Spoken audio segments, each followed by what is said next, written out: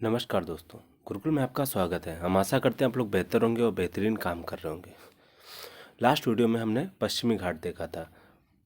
ये अगर हम भारत का दक्षिण भारत मानते हैं तो ये हमारा पश्चिमी घाट था, जो कि हमने लास्ट वीडियो में देखा था। और ये हमारा पूर्वी घाट है। इस वीडियो में हम देखते हैं पूर्वी घाट क्या है। सतत नहीं है, ये नदियों द्वारा खंडित है। क्यों? क्योंकि इसमें बहुत सारी नदियाँ जो हैं विक्षेपित होती, ऐसे ऐसे सब प्रवाहित होती रहती हैं, तो ये खंडित है। और दक्षिण पश्चिम में सेवराय एवं जावेड़ी की पहाड़ियाँ हैं। विस्तार महानदी से ये यहाँ पे महानदी नदी पड़ती जो कि उड़ीसा में है। और यहाँ पे नीलगिरी तक, ये यहाँ पे पड़ता है नीलगिरी, यहाँ तक पूर्वी घाट का विस्तार है। और सबसे ऊंचा शिखर है महेंद्रगिरी, जिसकी ऊंचाई 1500 मीटर है।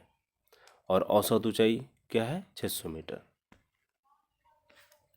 उत्तर पूर्व पठार, जिसको कहते हैं मेघालय का पठार। अगर हम यहाँ पे इंडिया मैप ड्राइव करते हैं, ये अपना त्रिपुरा हो गया। ये सॉरी, कुछ ऐसे है इंडिया अपना, ऐसे इंडिया है। तो ये उत्तर पूर्व का पठार, जिसको कहते हैं मेघालय का पठार। तो यहाँ पे क्या है? कोयला, लोहा, चूना, पत्थर आदि खनिज पदार्थों का भंडार है। और इसका अन्य नाम क्या है? कार्बी एलोंग का पठार एवं उत्तर कचार पहाड़ी भी किसको कहते हैं। और प्रायद्वीपीय पठार एक विस्तारित भाग इसको माना जाता है। ये जो दक्षिण भाग है भारत का, इसका ही विस्तार इसको माना जाता है कि उत्तर पूर्व पठार का ही एक भाग माना जाता है इसको। पश्चिम बंगाल के मालदा गैप, जो कि राजमहल पहाड़ियों और मेघालय पठार के बीच में स्थित है, इसके कारण अलग हुआ था। अधिकतर वर्षा दक्षिण पश्चिम मानसून से होती है। यहाँ पे जो, अगर हम चलिए यहाँ पे ये कुछ ऐसा है यहाँ पे तो ये दक्षिण पश्चिम मानसून जो इधर से जाता है, इसके कारण यहाँ पे बारिश देखने को मिलती है। गारो, खासी, जयंतिया पहाड़ें मेघालय में स्थित हैं। और एक चीज़, यहीं पे दुनिया में सबसे ज़्यादा बारिश होने वाला क्षेत्र मॉनसून है। और इसी कारण यह अति अपरदित क्षेत्र माना जाता है। भारत की प्राचीनतम पर्वत श्रृंखला एवं विश्व की प्राचीनतम पर्वत श्रृंखलाओं में से एक किसको माना जाता है? अरावली पर्वत श्रेणी को मानते हैं। यह अवशिष्ट पर्वत है। इसका विस्तार राजस्थान, गुजरात, हरियाणा एवं दिल्ली में है। ये अगर हम भारत मानते हैं, ये यहाँ पे आपका राजस्थान हो जाता है, ये गुजरात हो गया, और यहाँ पे ये दिल्ली, और ये हरियाणा, यहाँ तक इसका विस्तार माना जाता है। और इसकी सर्वोच्च शिखर चोटी क्या है? गुरु शिखर, जो कि राजस्थान में अवस्थित है। अब हम बात करते हैं सतपुड़ा पर्वत श्रेणी की। इसका विस्तार है महाराष्ट्र एवं मध्य प्रदेश में। ये इंडियन मैप हो गया, और ये आपका महाराष्ट्र का क्षेत्र हो गया, और ये यहाँ पे है मध्य प्रदेश। इन्हीं के मध्य है किसका? सतपुड़ा पर्वत श्रेणी का विस्तार। और इसकी सर्वोच्च चोटी है धूपगढ़। धूपगढ़ मध्य प्रदेश के पंचमगढ़ी में जो की पड़ती है। और इसके उत्तर में नर्मदा नदी प्रवाहित होती है, और दक्षिण में ताप्ती नदी। नीलगिरी पहाड़ियों की अगर हम बात करते हैं, ये मोस्ट इम्पॉर्टेंट टॉपिक है। हमको हर एग्जाम में एक आधा, मतलब लगभग एक क्वेश्चन तो देखने को मिल ही जाता है। इसका विस्तार तमिलनाडु एवं केरल व कर्नाटक में देखने को मिलता है। ये हमारा प्यारे भारत का दक्षिणतम बिंदु है। ये आपका यहाँ पे तमिलनाडु हो गया, ये तमिलनाडु है यहाँ पे, ये इधर केरल है, और ये कर्नाटक है। तो ये आप ये पॉइंट देंगे जहाँ पे तीनों बिंदु मिल रहे हैं, यहीं पे पाई जाती हैं नीलगिरी पहाड़ियाँ। पश्चिमी घाट एवं पूर्वी घाट का मिलन बिंदु इसको कहते हैं। जैसे ये देखिए, अभी हमने बात की, यहीं पे पूर्वी घाट भी इधर ये है, और ये पश्चिमी घाट यहीं पे मिलन बिंदु पे मिलते हैं। इसकी सर्वोच्च चोटी है डोडा बेटा, जिसकी लंबाई है अर्थात ऊंचाई 2633 मीटर, जो कि तमिलनाडु में स्थित है। अब हम बात करते हैं भारतीय मरुस्थल की, जिसको माना जाता है कि ये मेसोजोइक युग में समुद्र का हिस्सा था। अभी जहाँ पे हम मरुस्थल देख रहे हैं, ये पहले यहाँ पे एक समुद्र का हिस्सा माना जाता है। अरावली पहाड़ी के उत्तर पश्चिम में है ये। अरावली पहाड़ी के उत्तर पश्चिम में है, जिसकी बात अभी जिसकी हम लोगों ने बात की थी। यहाँ रेतीले टीले एवं बरखान पाए जाते हैं। 150 मिलीमीटर से कम बारिश होती है, जिसके कारण इसको शुष्क जलवायु क्षेत्र में रखा गया है। और बहुत कम वनस्पति होती है यहाँ पे, और अत्यंत वाष्पीकरण होता है, अत्यधिक वाष्पीकरण होता है। नदियाँ अल्पकालिक या कुछ नदियाँ मरुस्थल में हैं, लुप्त हो जाती हैं। सबसे बड़ी नदी लूनी है, और ढाल के आधार पर इनका विभाजन किया गया है। जैसे उत्तरी भाग को सिंध की ओर ढाल है तो उसको उत्तरी भाग कहा गया है, और जो कच्छ के रण की ओर ढाल है उसको कहा गया है दक्षिणी भाग। अब बात करते हैं पश्चिमी तटीय मैदान की। इसका विस्तार है गुजरात के तट से केरल के तट तक। ये हमारा प्यारा भारत के इंडिया का दक्षिणतम भाग है। ये आपका हमारा गुजरात है, और ये हमारा केरल है। तो ये पश्चिमी तटीय मैदान यहाँ से यहाँ तक पाए जाते हैं। ये विभाजन कच्छ और काठियावाड़ तट गुजरात तक पाया जाता है, और कोंकण तट जो कि महाराष्ट्र में स्थित है, और गोवा तट और मालाबार तट जो कि केरल में स्थित है। इसकी एक संकीर्ण पट्टी है, यह पूर्वी घाट की तरह चौड़ाई में नहीं है। यहाँ की नदियाँ डेल्टा का निर्माण नहीं करती हैं, बल्कि एस्चुरी का निर्माण करती हैं।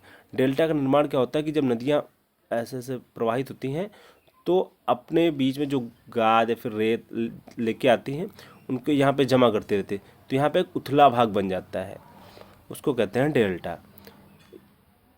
विस्तार गुजरात से केरल तक हो चुका है।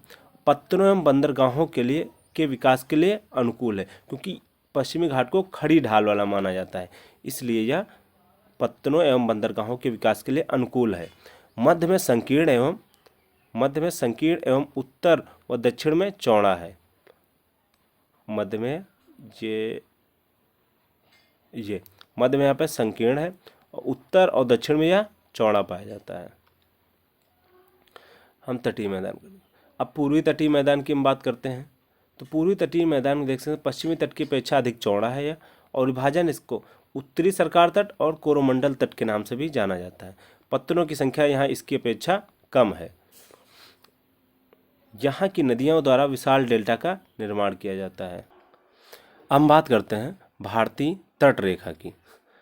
विभाजन इसका दो स्थान, एक सेकंड दिखाते हैं मैप में आपको हम। ये आपका दक्षिण भारतीय भाग है। तो हम देख सकते हैं समुद्र यहाँ से कहाँ तक है। ये गुजरात से आपको लेके इधर तक पश्चिम बंगाल तक आपको इधर समुद्र दिखाई पड़ता है, जो कि प्रायद्वीपीय भारत में दिखाई देता है। उसके बाद इधर आपको त्रिपुरा में भी दिखाई देगा, लेकिन हम प्रायद्वीपीय भारत की बात कर रहे हैं, तो इसको हम दो भागों में बांट सकते हैं। ये हो गया आपका पश्चिमी भाग, और ये हो गया आपका पूर्वी भाग। ठीक है, तो इसी के तर्ज पर देखते हैं पश्चिमी तट और पूर्वी तट नाम दिए गए हैं। तट से लगे राज्यों की संख्या 9 है। गुजरात, महाराष्ट्र, गोवा, कर्नाटक, केरल, तमिलनाडु, आंध्र प्रदेश, उड़ीसा एवं पश्चिम बंगाल हैं। ये आपको ये मैप दिख रहा होगा। आप लोगों से एक निवेदन है कि जब भी आप ज्योग्राफी पढ़ें तो मैप की बुक अपने साथ रखें, या फिर जब भी कुछ डिराइव किया जाता है मैप अपने दिमाग में सोचें कि वो स्थान कहाँ पे पाया जाता है। सबसे छोटी तटरेखा पुदुचेरी की है, जो कि राज्यों में गोवा की है। पुदुचेरी कहाँ पे पड़ता है? ये पुदुचेरी, और गोवा यहाँ पे पड़ता है।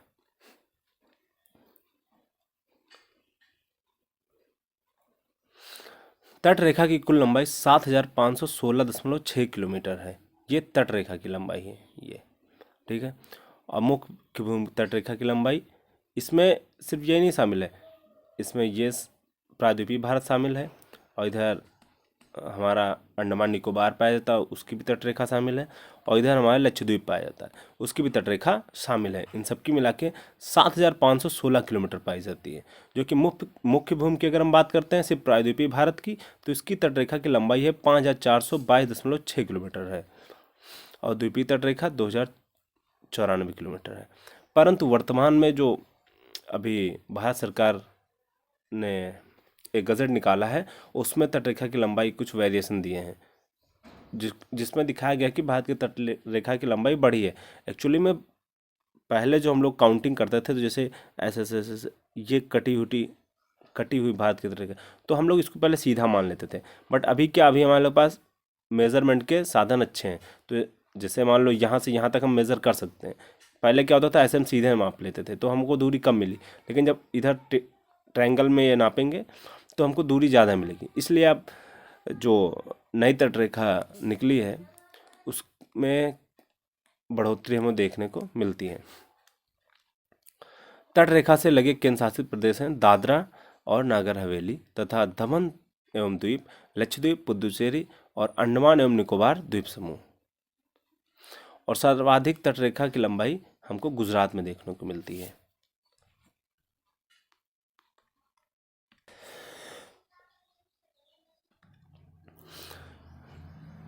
अब सबसे पहले हम देखते हैं लक्षद्वीप समूह। इसकी अवस्थित केरल तट से 280 से 480 किलोमीटर दूर अरब सागर में स्थित है। इसके पूर्व के नाम हैं लकाद्वीप, मिनिकॉय और अमीनी द्वीप। विभाजन इसका अमीनी द्वीप सबसे उत्तर में है और सबसे दक्षिण में लकाद्वीप और मिनिकॉय स्थित है। वर्तमान में इसको लक्षद्वीप कहते हैं, जो कि इसका नाम 1973 से रखा गया। और यह पूरा द्वीप प्रवाल निक्षेप से निर्मित है। इसका कुल क्षेत्रफल सिर्फ और सिर्फ 32 वर्ग किलोमीटर है। इसकी राजधानी कवरत्ती है और द्वीपों की संख्या इसमें कुल 36 है। सबसे बड़ा द्वीप एंड्रॉट है और 8 डिग्री चैनल मिनी क्वाइवा मालदीव के मध्य है और 9 डिग्री चैनल से मिनी क्वाइवा लकाद्वीप के मध्य होता है या फिर अलग किए जाते हैं।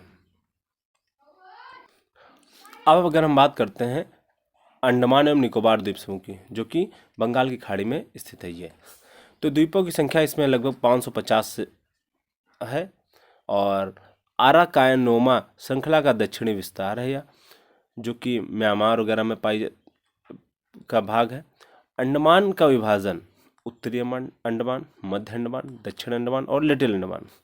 दक्षिण अंडमान एवं लिटिल अंडमान के मध्य डंकन पास है जो कि गुजरता है और 10 डिग्री चैनल से लिटिल अंडमान एवं कार निकोबार द्वीप अलग होता है। ये लिटिल अंडमान है। इसके बाद क्या होता है, यहाँ पे निकोबार अर्थात कार द्वीप समूह शुरू होते हैं। तो इसके मध्य जो ये है इसको कहते हैं 10 डिग्री चैनल। निकोबार द्वीप समूह का विभाजन देख लेते हैं। इसमें कार निकोबार और ग्रेट निकोबार है और ज्वालामुखी द्वीप भी इसको देखते हैं हम। बैरन द्वीप जो कि सक्रिय है और नारकोंडम द्वीप जो जिसमें कि शांत ज्वालामुखी है। यहाँ पे बलुआ पत्थर, चूना पत्थर एवं सैल से निर्मित स्थलाकृतियाँ पाई जाती हैं। और निकोबार द्वीप समूह की सर्वोच्च चोटी माउंट थुलियर है जिसकी ऊंचाई 642 मीटर है। राजधानी इसकी पोर्ट ब्लेयर है जो कि दक्षिण अंडमान में स्थित है। और सर्वोच्च चोटी है सैडल पीक जिसकी ऊंचाई 732 मीटर है और जो कि उत्तरी अंडमान में स्थित है। अब हम बात करते हैं ड्रेनेज सिस्टम की, अपवाह तंत्र की। हमें प्रत्येक पेपर में लगभग 2 क्वेश्चन या फिर एक तो देखने को मिल ही जाता है। देखते हैं, निश्चित वाहिकाओं, नदी, नाले आदि के माध्यम से हो रहे जल प्रवाह को अपवाह कहते हैं। और अपवाह तंत्र फिर किसे कहते हैं? वाहिकाओं के जाल को अपवाह तंत्र कहते हैं। ये हमारा प्यारा भारत, ठीक है, यहाँ पे हिमालय है, सॉरी, ये हमारा प्यारा भारत। मैप कुछ ये हमारा प्यारा भारत है और ये यहाँ पे पाया जाता है हिमालय। तो ये यहाँ से गंगा, यमुना, बहुत सारी नदियाँ ऐसे निकलती हैं और प्रायद्वीप से भी बहुत सारी नदियाँ निकलती हैं पश्चिमी घाट से, जो कि पूर्व की ओर बहती हैं। इन सब के जाल को हम क्या कहते हैं? Drainage system. अब भारतीय अपवाह तंत्र को देखते हैं। भारतीय अपवाह तंत्र को 2 भागों में बांटा गया है। पहला है हिमालयी अपवाह तंत्र और दूसरा है प्रायद्वीपीय अपवाह तंत्र। हिमालयी अपवाह तंत्र में 3 बड़ी नदियां हैं जिनके जिनके हिसाब से फिर बांटा गया है। पहला है सिंधु नदी तंत्र और फिर दूसरा है गंगा नदी तंत्र और तीसरी है ब्रह्मपुत्र नदी तंत्र।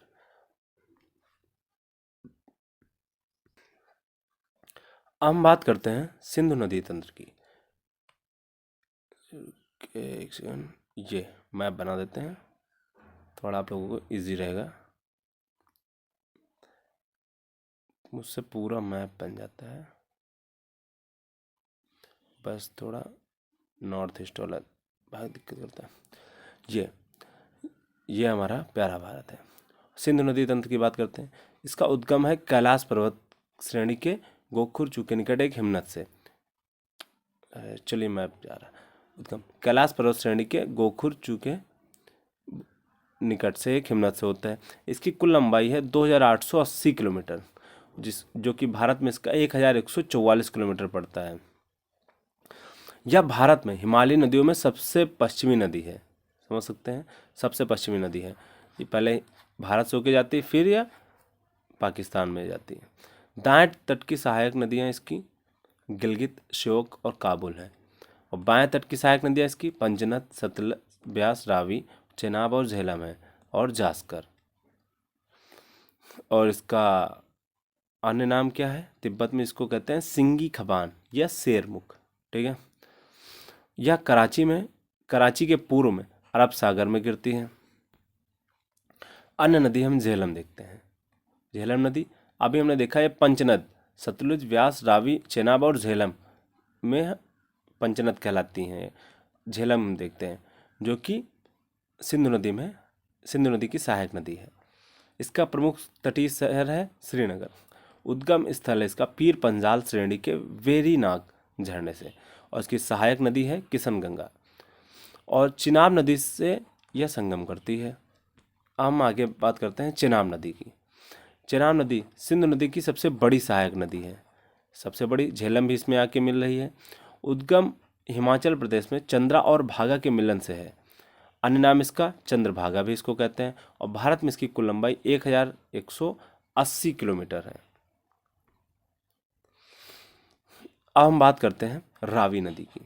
रावी नदी जो कि चेनाब नदी से संगम करती है और हिमाचल प्रदेश के चंबा घाटी में बहती है, और इसका उद्गम है रोहतांग दर्रे के पश्चिम से होता है। अब हम बात करते हैं व्यास नदी की। इसका उद्गम स्थल रोहतांग दर्रे के निकट व्यास कुंड से होता है, और यह हर के पास सतलुज से संगम करती है और कुल्लू घाटी से बहती है। यह अन्य नदी हम देखते हैं सतलज नदी में। सतलज नदी तिब्बत में इसका नाम लॉक्सेन खंबाब है, और इसका उद्गम मानसरोवर के निकट राक्षस ताल से होता है, और सबकीला के पास यह भारत में प्रवेश करती है, और इसको पूर्ववर्ती नदी का उदाहरण मानते हैं। हम बात करते हैं गंगा नदी तंत्र की। पहले हम बात कर चुके हैं सिंधु की, अब हम बात करते हैं नंबर 2 गंगा की, गंगा नदी तंत्र की। इसका पूर्ववर्ती अपवाह का उदाहरण है। यह पूर्ववर्ती अपवाह मतलब ये पश्चिम से पूर्व की ओर बहती है नदी। भारत के सबसे बड़े अपवाह तंत्र का निर्माण करती है। इसका उद्गम उत्तराखंड में गोमुख के पास गंगोत्री हिमनद से होता है। प्रारंभ में इसका नाम भागीरथी रहता है, फिर देवप्रयाग में यह अलकनंदा से मिलन के बाद गंगा कहलाती है, और हरिद्वार में मैदानी भाग में प्रवेश करती है हरिद्वार से। इसकी कुल लंबाई 2525 मीटर है, जिसको हम यहाँ पे किलोमीटर होना चाहिए। भारत की सबसे लंबी नदी है। बाएं तट की सहायक नदियां रामगंगा, गोमती, घाघरा, गंडक, कोसी व महानंदा है, और दाएं तट की सहायक नदियां हैं यमुना और सोन। बंगाल की खाड़ी में गिरती है। इसका अन्य नाम है पद्मा और मेघना। पंचप्रयाग हम देख सकते हैं, ये मोस्ट इंपॉर्टेंट है, ये हमें एग्जाम में बहुत बार देखने को मिलता है। पहला है विष्णुप्रयाग, जो कि अलकनंदा और धौलीगंगा से मिलकर बना है। दूसरा है नंदप्रयाग, जो कि अलकनंदा और नंदाकिनी से मिलकर बना है। तीसरा है कर्णप्रयाग, जो कि अलकनंदा और पिंडार से मिलकर बना है। और चौथा है रुद्रप्रयाग, जो कि अलकनंदा और मंदाकिनी से मिलकर बना है। पांचवा है देवप्रयाग, जो कि अलकनंदा और भागीरथी से मिलकर बना है। अब हम बात करते हैं यमुना नदी, जो कि गंगा के पश्चिमी सहायक नदी है। उद्गम स्थल इसका यमुनोत्री हिमनद है, जो कि बंदरपूछ श्रेणी में पाया जाता है। दाएं तट की सहायक नदी इसकी हैं चंबल, सिंध, बेतवा और केन। एक चीज़ हमें याद रखना है, सिंध नदी और सिंधु नदी दोनों अलग अलग हैं। बाएं तट की सहायक नदियां हैं हिंडन, रिंद, सेंगर और वरुणा। ये बात कर चुके हैं गंगा की सबसे पश्चिमी एवं सबसे लंबी सहायक नदी है। हम बात करते हैं चंबल नदी की, जिसका उद्गम स्थल है जानापाव पहाड़ी, जो कि विंध्य श्रेणी में पाई जाती है। यह खड्डों का निर्माण करती है और उत्तर प्रदेश के इटावा में यमुना में विलीन हो जाती है।